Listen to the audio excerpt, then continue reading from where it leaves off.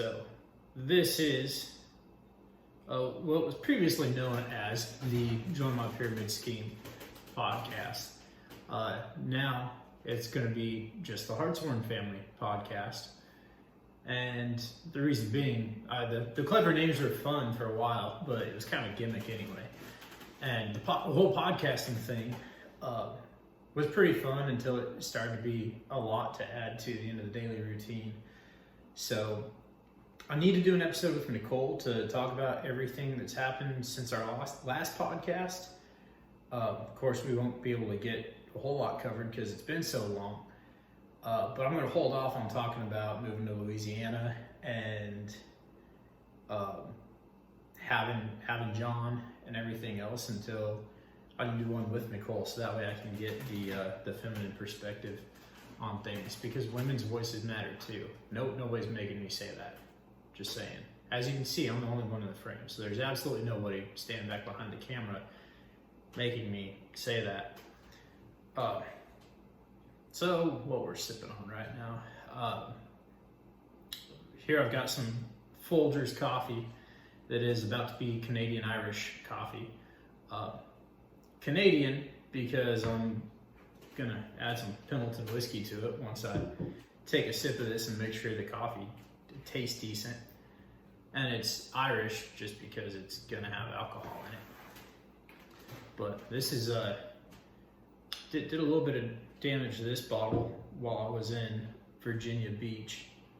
Oh yeah, and the mug I'm drinking out of here, I'm kind of fond of this one.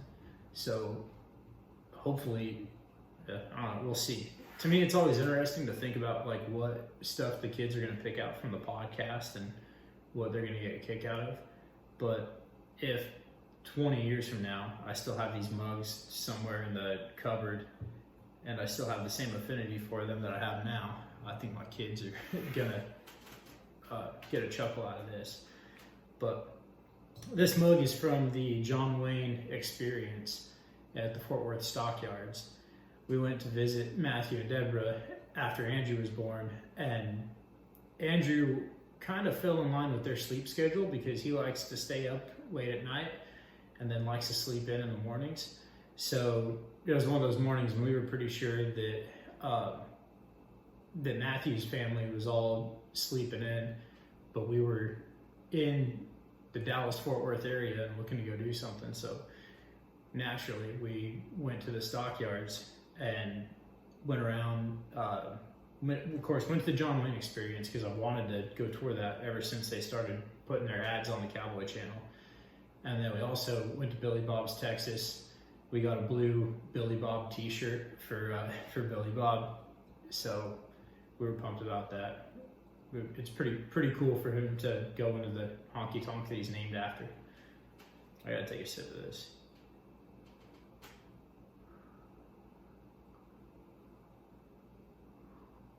It's gonna be so hot.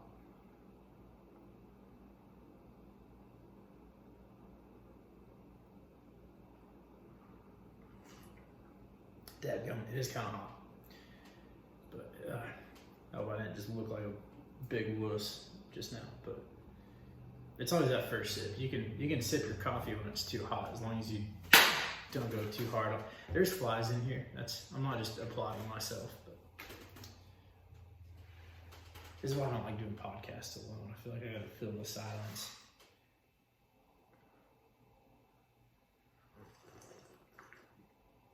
Yoder, you could have made some noise while I'm sipping on this. I also find myself with a nearly full drink by the end of the podcast when I podcast alone, because I'm trying to keep there from being a lot of dead time. And that means it's a little harder for me to stop and take a drink. All right, we'll see how that turns out. So, yeah, that's the story behind that mug. I've always liked Pendleton quite a bit since before I was able to drink it legally. But yeah, Virginia Beach, another Warrior Expo. So went and looked at some equipment It's just a bunch of vendors, a bunch of guys that sell equipment to military and law enforcement. And so everybody there is either in the Department of Defense in some capacity, Department of Homeland Security, or police department, sheriff's departments, and organizations of that nature. But it's fun whenever we go there.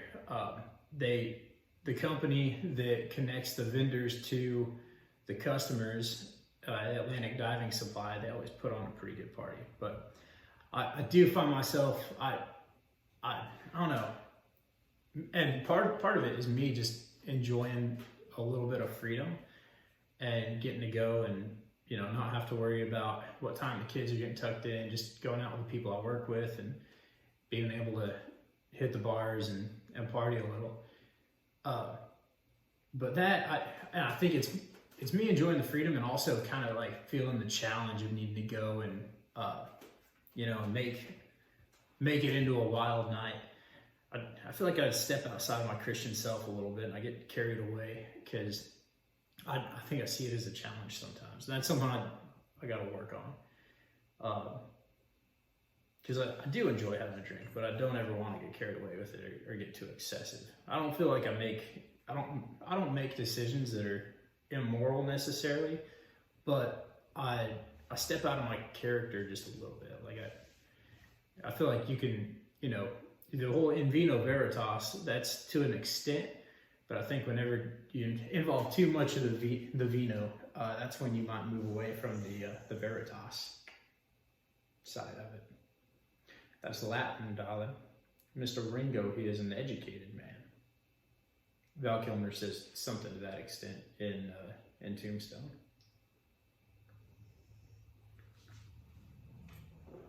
So, main reason I wanted to do this podcast is because I want to make sure that I get one recorded before the transition from active duty is complete.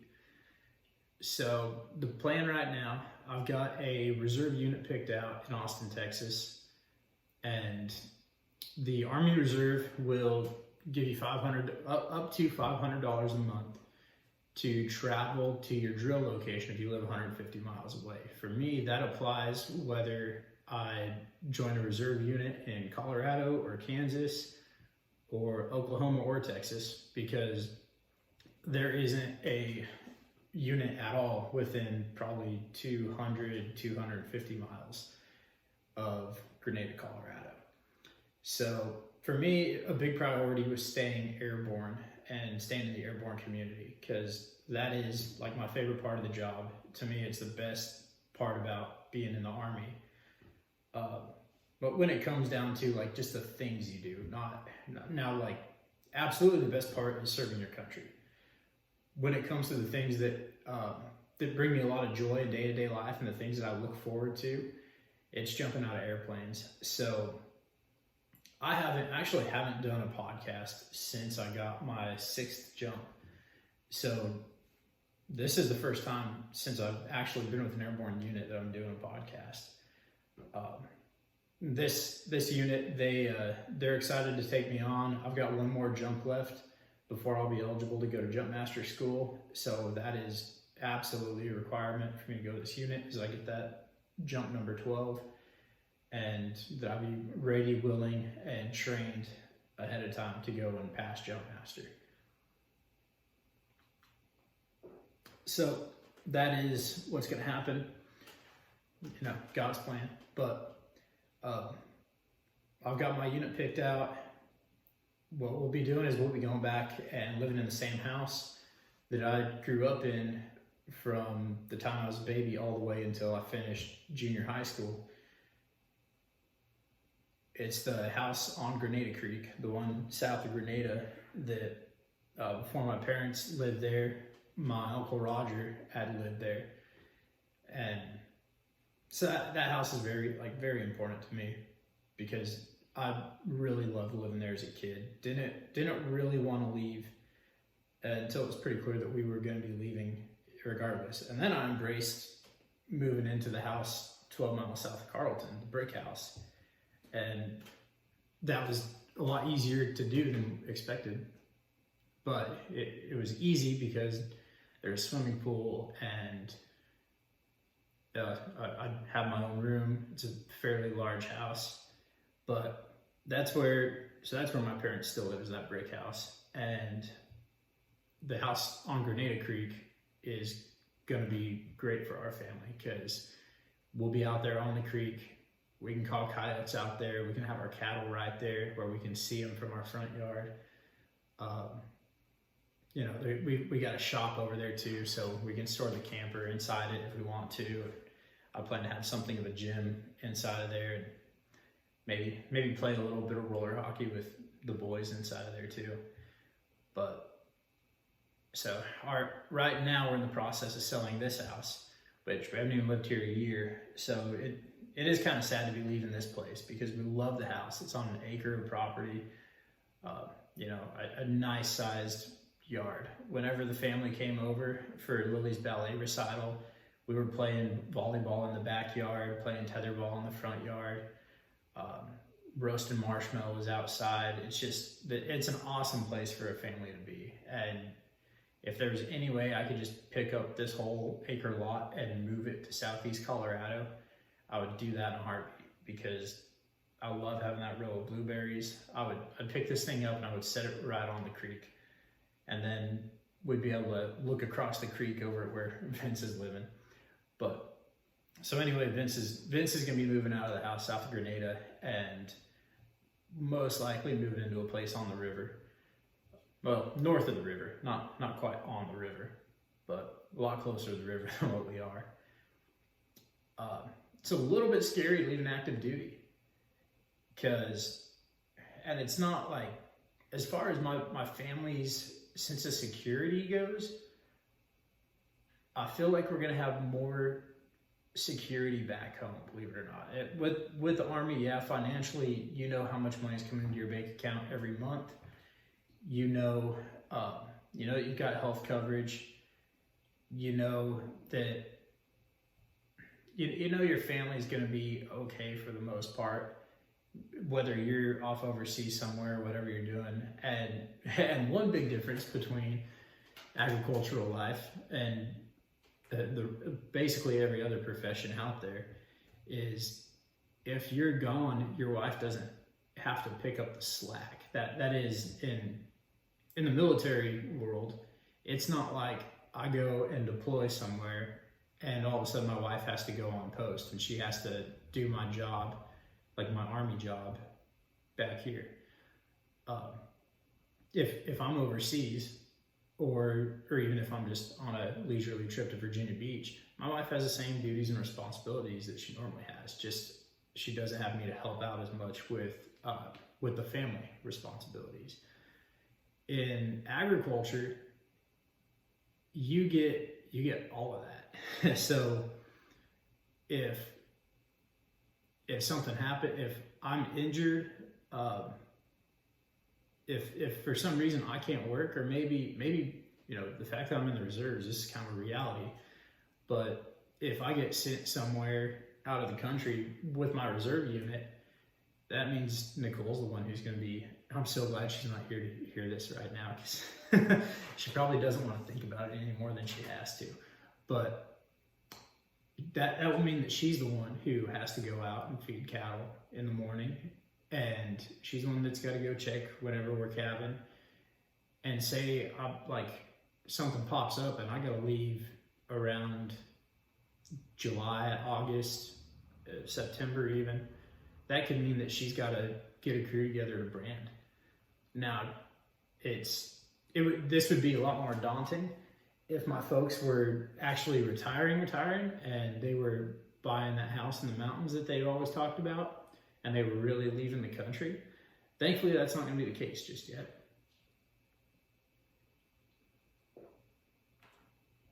I'm thankful for a couple reasons, because I'm not too interested in farming right now, mostly the ranching side of things. But also, I know that if the military requires me to be more active while I'm serving as a reservist, I know that she's got that support system not only for family reasons, but also for the cattle. So there's big differences. I also worry a little bit that I'm going to miss the identity of being a full-time soldier, and that my reserve unit is going to fall short of my expectations and kind of like my desires for the type of people that I work with day to day. But to mitigate that, you don't have any expectations. You go into it having expectations of yourself and what kind of person you want to be to that unit, and not necessarily what that unit's going to be to you. But I do think I'm going to miss, I absolutely know that I'm going to miss first the 509th and Geronimo, because this is the best unit that I've been in, and I'm always going to be very, I'll always have a personal affection towards Geronimo, because my military career did not start out in a way that I had hoped it would, and I'm glad to leave the Army on a good note. So yeah, there's definitely, I feel like I'm leaving while I still care for it, so that way I'm leaving on my terms, and I'm not leaving because of my frustration with the military. Because I've seen that develop in people too. And I'd hate to be one of those guys that like left and had nothing good to say about the Army afterwards. I'm leaving for me. I'm not leaving because I felt like there was no way ahead. And I absolutely believe I could stay in and I could be a company commander. I'd probably enjoy it and find it to be pretty fulfilling, but the path that I'm choosing is much more appealing right now. I love the idea of being able to work alongside my family on a day-to-day basis. I can't throw a helmet on my kids and take them out in the back of an LMTV and go do Army things all day. I can't bring them along with me for my job. I've seen people do it, but it's when they have no other option. Now, ranching, it's absolutely what you do. You bring your kids out there to the pasture with you. You teach them how to fix fence. You teach them how to take care of livestock, and you teach them about the land. I didn't do nearly as much of that when I was a kid as I should have, because you get older and television and air conditioning get more and more appealing.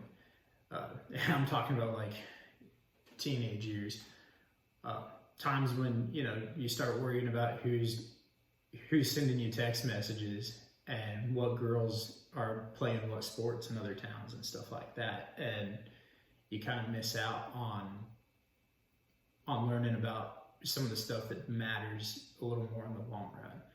And I'm sure my kids they're gonna go through a little bit of that too. Even being homeschooled, even being away from some of those distractions, they're gonna get that fear of missing out. They're gonna start to wonder what everybody else in town is doing. I think that's normal. But one thing they're not gonna realize is that they can definitely find some friends that live in town who are a lot more interested in what they're doing out on County Road 25 or County Road 19 than they are interested in what's happening inside the towns of Holly, Grenada, or Lamar. So I don't know. I'm interested to see what kind of kids they grow up to be. But I know their personalities pretty well, and I also feel like children are going to be comfortable with the way that they're raised. They find out how to be comfortable with the way that they're raised because it's what they know. Right now, what they know is they know this family, and they know not consistently having all the same friends, and they don't really know staying in one place for a long time and building relationships. The relationships that are most consistent for them are their relationships with me, Nicole, and with their grandparents and their aunts and uncles. and also friends who they've only seen maybe 3 or 4 times in their lives. You know, you kids know, you know, to this day, I'm sure you know Mark and Lindsay and Cody and Jess and their offspring as well as you do, because it's a real friendship and we always make that effort. Even though we can't see each other and be around each other physically all the time, we care about each other's lives. We stay in touch, and it's because I think what you're going to gain from this experience, I think what you're going to gain from your upbringing is that you're going to see the people in your life who you're friends with and who you maintain relationships with are not just those who are in proximity to you. It's not because you change yourself to assimilate or to suit those around you, but the relationships you maintain are the people who share your values, and they're the ones who take interest in you and your life, and you care about each other because you're working towards the same thing. Ultimately, you're working to grow closer to God, you're working to serve Him, and you're working to serve your fellow man as He would. And so you're all working together towards that truth. So we're always going to do our best to make sure that you learn that that's what matters, and we try to keep that at the forefront of your mind. And early on, you know, it may be something that you hear a lot of times before you really are listening and understand it and know what it means. But the best thing is you're going to have those words in your head, and I'm sure you'll go back to them many, many times to assess the things that are happening in your life and the relationships that you're maintaining. I still prefer Bailey's in my Folgers coffee. But, there's also French vanilla Folgers is really good. When I went and dropped in on Justin Griffith down in Springfield, when he was living down there, we had some French vanilla Folgers. And that stuff was pretty good. I'm not one to say that I'm really into frou-frou coffee, but man, there's some frou-frou coffee out there that I really dig. But yeah, the plan, the business side of things, I haven't decided whether I'm going to talk about that before it's actually happened a whole lot. As far as how are we going to make it work? Are we going to get an operating loan? Are we going to buy cows and then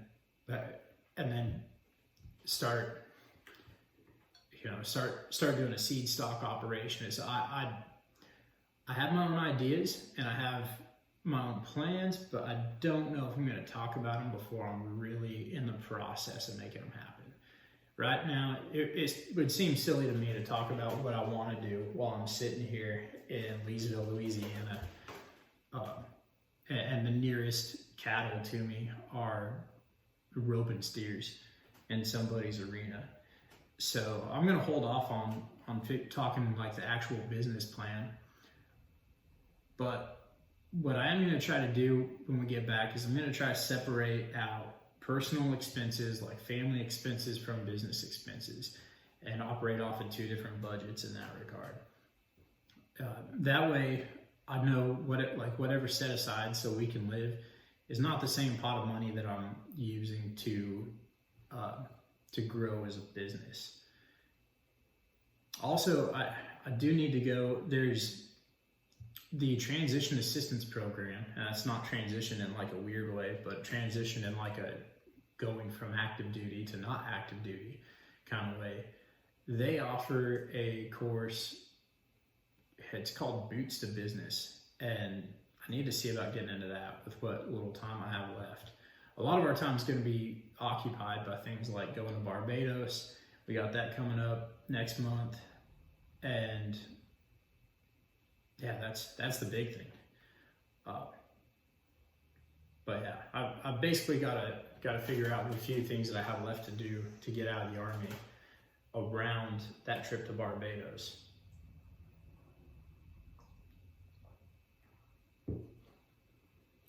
So yeah, that's where we're at right now. And I don't think I explained too thoroughly why this isn't scary in the sense of financial security for my family. and being able to provide for my family. We're going back to something that not a lot of people have. Most people you meet who want to ranch don't just have the opportunity to go and ranch. And that's where I'm very fortunate in the fact that before I'm even out of the Army, while I'm on terminal leave, I'll be a rancher during that time. I'll be actively doing it. And most people who want to ranch, they're going to have to do something else. They're going to have to start saving up money, and they're going to have to do the cattle thing on the side. I don't know how anybody in the 21st century just goes out and starts ranching from nowhere. I've never heard of it being done. The most wild story you're going to hear about is Taylor Sheridan from Yellowstone in 1883 just buying the 4.6s, like a huge historic ranch. But that being said, he was producing a hit television series and making millions of dollars, and that's where he came up with it. That's how he was able to buy a ranch that has been a huge part of the Texan and American story. For most people who just go out and start ranching, it has to be, you have to be generations into it. So that's where I'm fortunate to have been born into a farming and ranching family, that I can actually make that choice for myself and say, yeah, I want to go back and I want to raise cattle. I've got parents who were more than thrilled to have me doing so. I can't remember where I was going with that. Oh yeah, so the financial security piece of things. I know that we're not going to starve to death trying to ranch. Now, we may take a big risk with it, and we might buy a bunch of cattle, take on a lot of debt, and then have a bad summer. All of a sudden, you have to sell half the cattle that you purchased. That happens because none of it's guaranteed. There's a risk involved. But if that were to take place, well, we pick up what we have left, we cut our losses, and then we find a way forward. That's easier said than done, but it isn't everything. I also think about security in the sense of what happens if the world really does fall apart. That isn't as far-fetched now after everything that we saw happen in 2020 as what it seemed like before. What if the dollar becomes worthless compared to every other currency out there? What if we see massive power outages on a global scale? Think of like the worst scenarios that you've heard people throw out there, with the exception of zombies or alien invasions. If it all falls to pieces, I would much rather be in southeast Colorado, 6 miles away from a populated area, than to be in Columbia, South Carolina, like we were in 2020.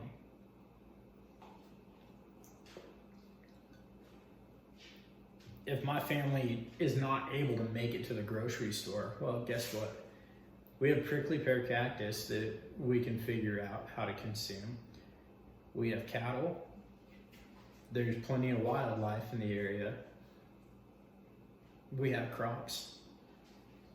Hey, one thing that I want to do is I want to make a meal entirely out of just the edible plants and animals that we have in Prowers County. I think that'd be a fun challenge sometime, and it's totally feasible because we can mill flour, we can make bread with that. We have chickens. Well, my folks have chickens, but yeah, I think it'd be kind of neat to do a breakfast with homegrown bread that's got a little bit of prickly pear jelly on it, and then a couple of eggs over easy, maybe maybe a T-bone steak. I might have to figure that one out sooner rather than later. But I'm okay with doing just a half-hour long podcast. I don't want to start rambling on. I think I've headed that way a little bit already. But for the kids, just wanted you guys to be able to look back and listen to this, whether it goes extremely well and we're, someday you're trying to figure out what was going through my mind whenever we decided to do this, or whether it all falls apart and you're really trying to figure out what's going through my mind. Well, now you have it. Love you guys.